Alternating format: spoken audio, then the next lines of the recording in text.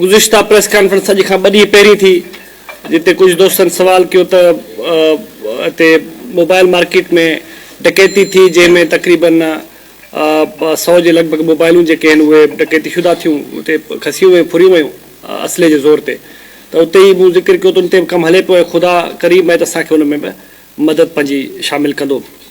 इन सिलसिले में कमु कंदे खुफ़िया इतलात अॼु एसएचओ साहब सिटी सां मुक़ाबिलो थी पियो जंहिंमें 2 ॾोहारी जेके आहिनि ज़ख़्मी हालत में गिरफ़्तार थिया। ॿिन्ही जो तालुक़ु पंजाब सां आहे ज़िला उकड़ सां।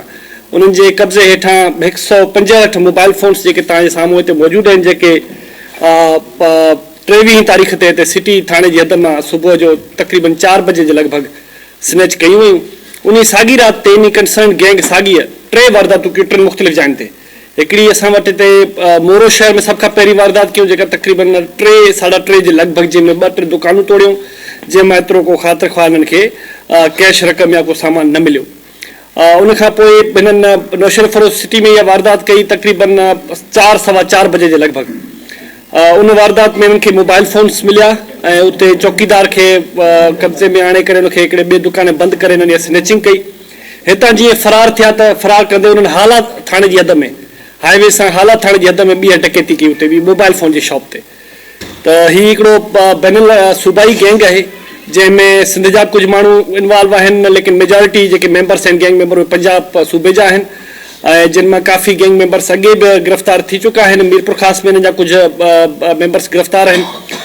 उनखां अलावा हिन गैंग अॼु खां 3-4 ॾींहं पहिरियां 29 तारीख़ ते दादू शहर में भी अटैम्प्ट रॉबरी कई है बिल्कुल मोबाइल मार्केट में लेकिन उते कामयाब कोन थी सघिया आहिनि।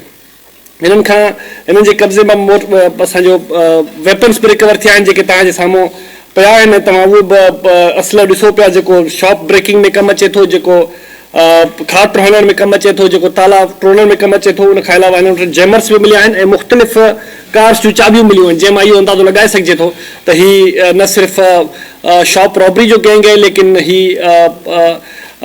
कार स्नैचिंग या कार थेफ्ट जो गैंग है छो तो जेमर्स जेके वटि आहिनि उहो रिमोट कंट्रोल खे जैम कनि था त जीअं रिमोट कंट्रोल वारी गाॾी जेका आहे उहा चोरी करे सघिजे।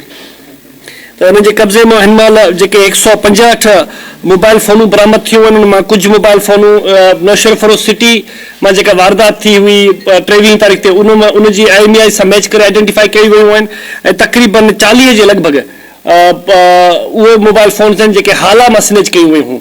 त 165 टोटल आहिनि जिन मां कुझु असांजे ज़िले मां डकैती थियल आहिनि कुझु हाला में थियल आहिनि ऐं मज़ीद बि जेके असां वटि आहिनि असां बाक़ी अज़ला सां राब्तो कयूं पिया त जिते हिते मोबाइल फ़ोन स्नैचिंग जी वारदातूं थियूं उन पंहिंजा IMEI नंबर असांखे मोकिलियूं त जीअं असां मैच करे उन्हनि पोइ SHOs खे ॾियूं त उहे पंहिंजे शामिल तफ़्तीश कनि पंहिंजे केसिस में।